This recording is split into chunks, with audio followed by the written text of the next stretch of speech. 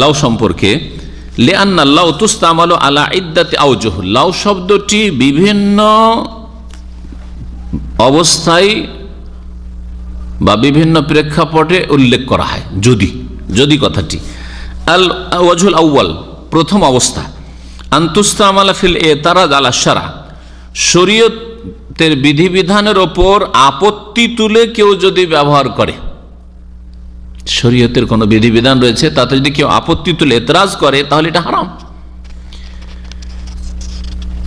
সূরা আলে ইমরান আয়াত নম্বর 168-তে ইরশাদ করেছেন আল্লাহ পাক রব্বুল আলামিন এই ওহদের যুদ্ধ সম্পর্কে, এই মুনাফিকদের কথা। কাল আল্লাহ বলছেন লাউ আতাউনা মা কুতিলু, মুনাফিকরা বলেছিল যে মুহাম্মদ সাল্লাল্লাহু আলাইহি সাল্লাম আর তার সাথীরা আবু বকর ওমর এরা যারা নেতৃত্ব দিচ্ছে, এরা যদি আমাদের কথা শুনতো, অথবা আমাদের গোত্রের যারা ওই আনসারি যারা জিহাদে গেছে ওরাকে বারণ করেছিলাম, 300কে তো ফিরিয়ে নিয়েছিল 1000-এর মধ্যে, এরা মুনাফিকের কথা শুনে নিয়েছিল, আব্দুল্লাহ বিন উবাইয়ের কথা, আর বাকি যারা শোনেনি মুমিন যারা, লাউ আতাউনা তাদের সম্পর্কে বলছে লাউ আতাউনা এরা যদি আমাদের কথা শুনতো মানতো মা কুতিলু তাহলে এরা নিহত হইতো না।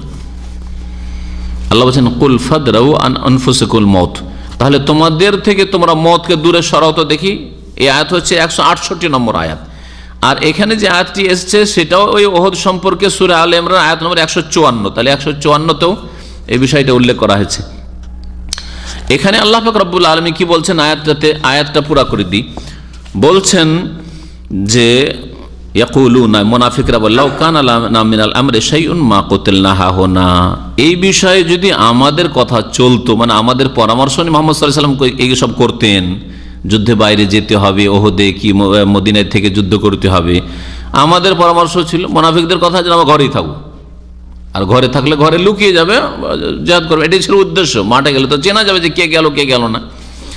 মা কুতিলনা হাহুনা, তাহলে আমরা এখানে নিহত হই। ওরা তো নিহত হয়নি, কিন্তু ওদের আত্মীয় স্বজন যারা মুসলিম, খাঁটি মুসলিম, তারা আনসাররা, তারা শহীদ হয়েছেন। আয়াতের পূর্ণতা, এটা হচ্ছে আয়াতের একটা অংশ। বাকি অংশ আল্লাহ বলছেন কুল, হে নবী বলে দাও, লাউ কুনতুম ফি বুয়ুতিকুম, তোমরা যদি বাড়িতেও থাকতে, হে মুনাফিকরা শোনো, বাড়িতেও যদি ঢুকে থাকতে বউর কাছে, লাবারাজাল্লাযিনা কুতিবা আলাইহিমুল কাতলু ইলা মাদাজিহিম, তাহলে অবশ্যই বেরিয়ে আসতো ওই সব লোকেরা যাদের কুতিবা আলাইহিমুল কাতলু, যাদের নিহত হওয়া আল্লাহর পক্ষ থেকে বিধিবদ্ধ হয়ে গেছে, তকদিরে লেখা আছে, যার হত্যা হওয়া লেখা আছে, হত্যা হইতো। ও কোথায় বেরিয়ে আসতো তারা? এলা মাদাজিহিম, তাদের নিহত হয়ে পড়ার স্থানে, মাদাজে যেখানে মানুষ শুয়ে যায় বা পড়ে যায়, তো হত্যা হয়ে যেখানে হত্যা হওয়ার জায়গা ছিল সেখানে অবশ্যই আসতো, যেখানে যার মওত আছে ওখানে অবশ্যই আসবে। ওয়ালিয়াবতালি আল্লাহ মাফি সুদুরিকুম, আর তোমাদের অন্তরে যা আছে আল্লাহ পাক পরীক্ষা করতে চান। পরীক্ষা হয়ে গেছে, 300 মুনাফিক ফিরে গেছে। ওয়ালিয়ামাহিসা মাফি কুলুবিকুম, আর তোমাদের অন্তরে যা কিছু আছে আল্লাহ পাক একে যাচাই বাছাই করতে চান। আল্লাহু আলিমুন বিযাতি সুদূর, আল্লাহ পাক হচ্ছেন অন্তর্যামী। তো শেখ ইবনে উসাইমিন রাহমাতুল্লাহ আলাইহি বলছেন, প্রথম যদি শরীয়তের ওপর আপত্তি তুলে কেউ লাউ ব্যবহার করে তো এটা হারাম। যেমন আব্দুল্লাহ বিন উবাই তিনি 300 লোককে যখন ফিরে চলে আসলো, আর মুসলিম 70 জন যখন শহীদ হলেন, তখন মুনাফিকরা এতরাজ করেছিল রাসূলুল্লাহ সাল্লাল্লাহু আলাইহি ওয়াসাল্লামের শরীয়ত। রাসূলুল্লাহ সাল্লাল্লাহু আলাইহি ওয়াসাল্লাম সাহাবীদেরকে নিয়ে জিহাদের ময়দানে ওহদে যাচ্ছেন, মানে এটা শরীয়ত। তো শরীয়তের ওপর এতরাজ, আপত্তি কেন গেলেন? অথচ নবী এটা নিজের পক্ষ থেকে করেননি।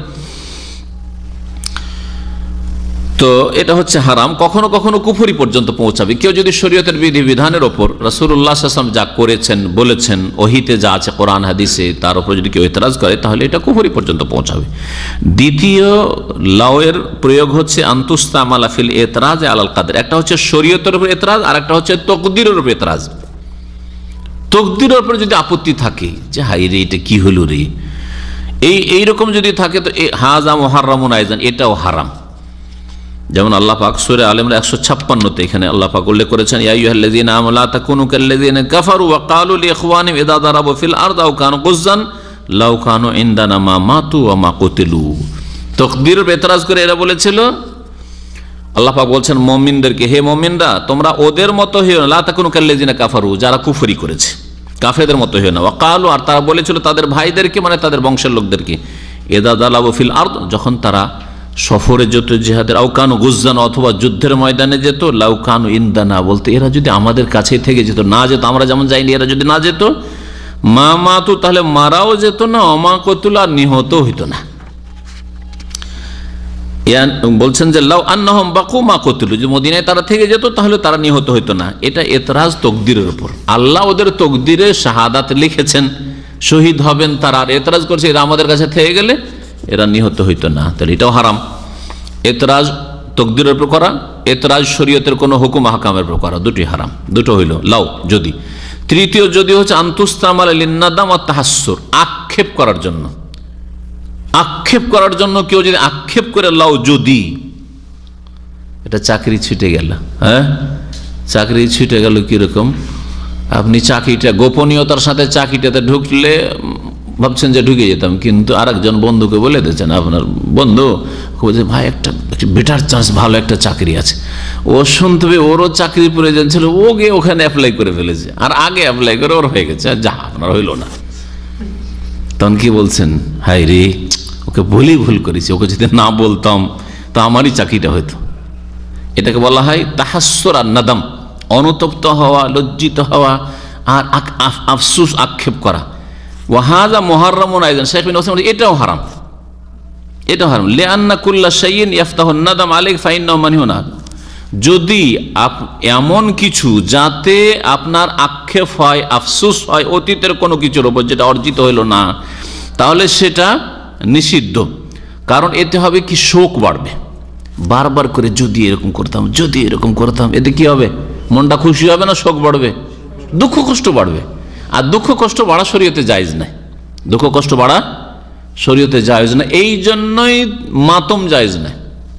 মারা গেছে কোনো মানুষ 3 দিনের বেশি না, এই জন্য বাৎসরিক মৃত্যুবার্ষিকী পালন করা জায়েজ নাই। প্রতি বছর যদি বাপের মৃত্যুবার্ষিকী, মায়ের মৃত্যুবার্ষিকী, ছেলের, স্ত্রীর, স্বামীর মৃত্যুবার্ষিকী পালন করেন, তাহলে ওই দিনটা যখন আসবে তখন শোকের ছায়া নেমে আসবে বাড়িতে, ঠিক কিনা? হ্যাঁ, তাজাদ্দুদুল আহজান যেটাকে বলা হয়, নতুন করে দেওয়া, আবার নতুন করে জাগিয়ে তোলা শোককে, কষ্টকে। ঠিক আছে, প্রিয়জন ছিল, প্রিয় নেতা ছিল, এই নেতাদের যে মৃত্যুবার্ষিকী পালন করা মানে শোককে তোলা।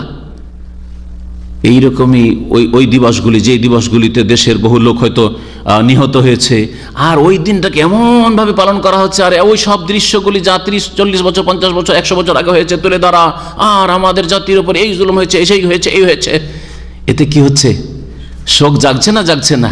এগুলি হারাম কাজ। আসলে হারাম হয় এটা একটা, কারো শোক জাগানো জায়েজ নয়। শোক যেটা চাপা পড়ে গেছে থেকে যাক, মানুষের অন্তর থেকে মুছে যাক, মানুষ ভুলে যাক শোক, আর মানুষের অন্তর প্রশস্ত হোক, আর মানুষ কর্মঠ হোক, আগে বাড়ুক এখন।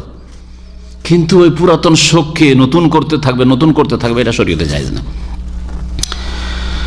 তাই বলছেন লিআন্না নাদামা ইয়াকসিবুন নাফসা হুজনান ওয়া ইনকিবাজান, কারণ মানুষ যখন খুব অনুতপ্ত হয় আর খুব আক্ষেপ করে, আফসুস করে, তখন কি হয়, শোক মনের মধ্যে কি মাথা চাড়া দেয়, ইনকিবাজান, আর অন্তর সংকীর্ণ হয়ে আসে, সংকুচিত হয়ে আসে।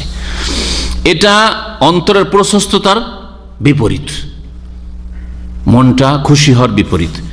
নবী করিম সাল্লাল্লাহু আলাইহি ওয়াসাল্লাম বলেছেন যে তুমি উপকারী কাজে আগ্রহী হও, আর যা অতীত হয়ে গেছে ওর উপর আক্ষেপ করিও না, এসব করিও না, এই জন্য বলা হয়েছে। শেখ একটা উদাহরণ দেখে সুন্দর, রাজুলুন হারাসা ইয়াশতারিয়া শাইআন ইয়াজুন্নু আন্না ফিহি রিবহান ফাখাসির। একজন লোক ব্যবসা করতে গেছে, জীবনে ব্যবসা করতে গেছে, আর কোনো একটা কিছু কিনে রেখেছে। কিনে রাখার পরে ভেবেছে যে ওতে বড় লাভ হবে।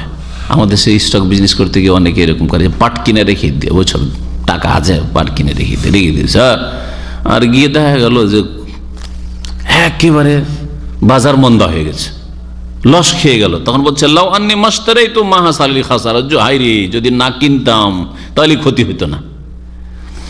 তো এইরকম বলা আফসোসের জন্য, আক্ষেপ করার জন্য বলা জায়েজ নাই।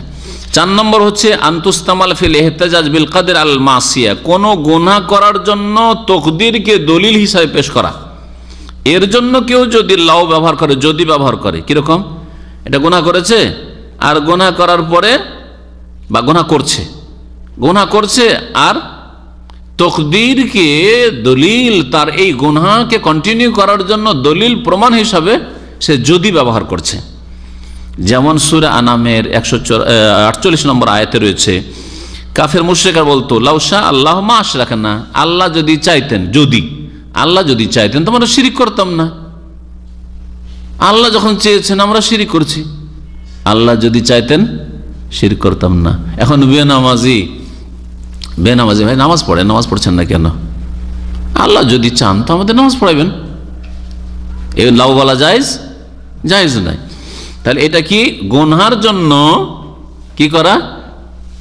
গুনহার ক্ষেত্রে গুনহার উপর অটল থাকার জন্য বা গুনাহ করার জন্য তকদিরকে দলিল হিসেবে পেশ করা, যে তকদিরে এটা যখন আছে তো আমি কি করব?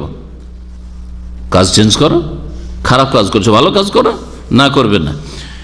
কোরআনে কারীমের সূরা যুখরুফ আয়াত নম্বর 20 রয়েছে লাউশা আর রহমান মা আবাদনাহুম, মূর্তি পূজকরা তাদেরকে যখন বলা হয় তোমরা এইসব করিও না, তো বলছে আল্লাহ রহমান যদি চাইতেন তো আমরা এইসবের পূজা করতাম না, তো আল্লাহ চেয়েছেন তো আমরা করবো কি? লাউ এখানে যদি ব্যবহার করেছে তারা, এটা জায়েজ নাই।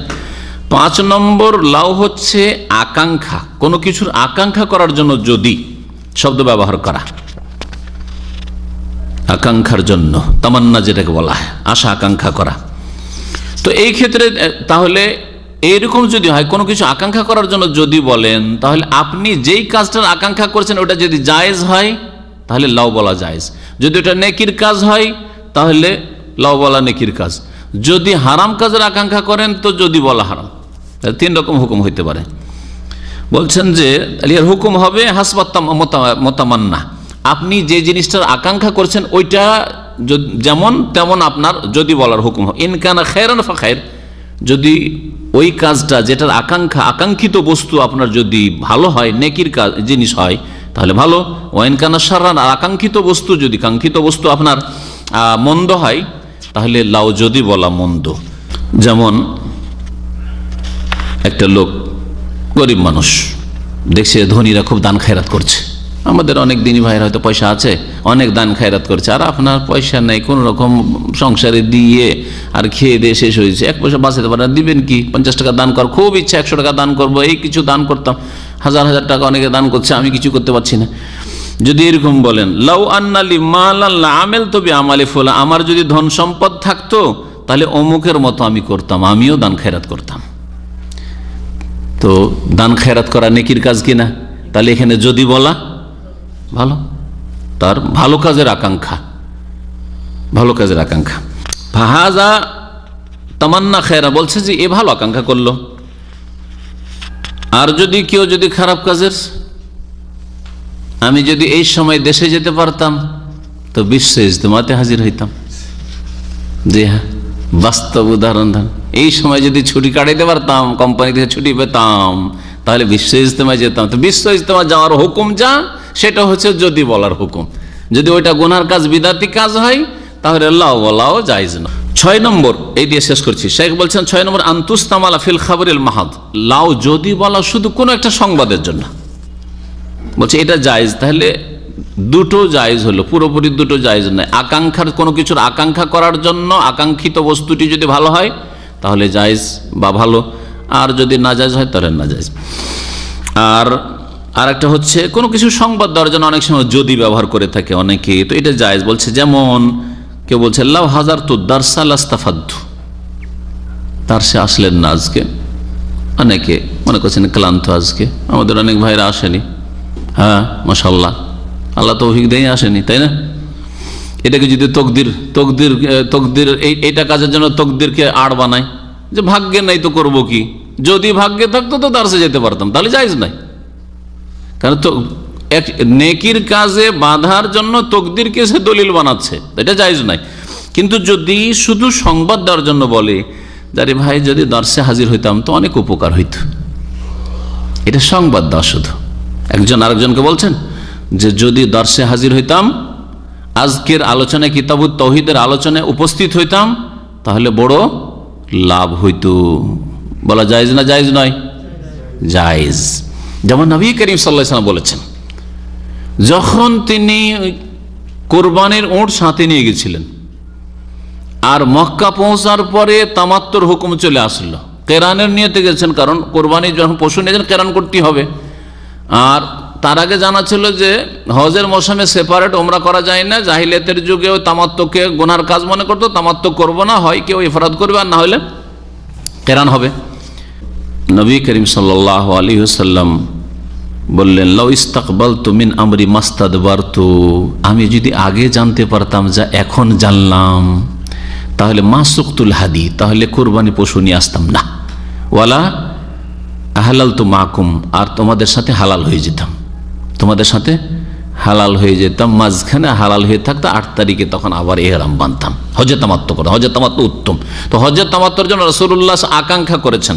এটা আকাঙ্ক্ষাও আর সংবাদও, আকাঙ্ক্ষার মধ্যে ফেলা যেতে পারে, এটা আকাঙ্ক্ষিত বস্তু, এটা যেটা আমার হয়তো। আর আরেকটা তিনি বলছেন সংবাদ দাও শুধু। নবী করিম সাল্লাল্লাহু আলাইহি ওয়াসাল্লাম বলছেন, আমি যদি আগে জেনে নিতে পারতাম যা এখন জানলাম, যদি, তাহলে এই যদি বলা নবী সাল্লাল্লাহু আলাইহি ওয়াসাল্লাম বলেছেন। তাহলে এই সমস্ত আলোচনা 6 রকমের লাউয়ের ব্যবহার থেকে আমরা জানতে পারলাম যে সব সময় লাউ বলা হারাম নয়, যে কোন ক্ষেত্রে লাউ বলা জায়েজ। সেটা হচ্ছে আকাঙ্ক্ষার ক্ষেত্রে, যদি ভালো আকাঙ্ক্ষা বা বৈধ আকাঙ্ক্ষা হয়।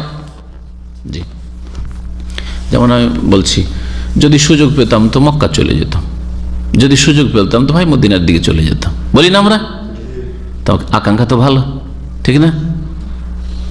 অনেক ভাইরা যারা বাইরে আছে, যদি সুযোগ পেতাম, একটা ভিসা পেতাম তো দাম্মাম চলে যেতাম, হ্যাঁ, দিন শেখার জন্য। গত সপ্তাহে লন্ডন থেকে কয়েকজন, একটা গ্রুপ, তারা ভিজিট ভিসার জন্য দরখাস্ত করেছে, ভিজিট ভিসা পাইনি, এই জন্য যে 1 নম্বরে এখানে দাম্মাম যাব, এখানে 2-4 দিন থাকবো, 10 হাজিরা। আমাকে জিজ্ঞাসা করেন আপনাদের 10 কি বারে বেশি হয়? আমি বললাম যে বৃহস্পতি শুক্রবার।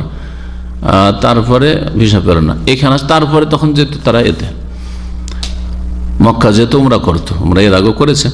তো দুটি কাজ হইতো, কিন্তু আগে জিয়ারার ভিসা, উমরার ভিসা তো চলে আসতে পারে মক্কা মদিনার জন্য, কিন্তু আসল উদ্দেশ্য যেহেতু যে এখানে হাজির হওয়া, সেজন্য ওরা ভিজিট ভিসার জন্য চেষ্টা করেছিল। যদি ভিজিট ভিসা পেয়ে যেতাম তাহলে দাম্মাম যেতাম। যদি কেউ বলে তো জায়েজ না, জায়েজ নয়, জায়েজ, কারণ ভালো আকাঙ্ক্ষা। হ্যাঁ, বা সংবাদ দাও, সংবাদ দিচ্ছে, এটা একটা সংবাদ জানো যে আমার ভিজিট পেয়ে গেলে এরকম করতাম।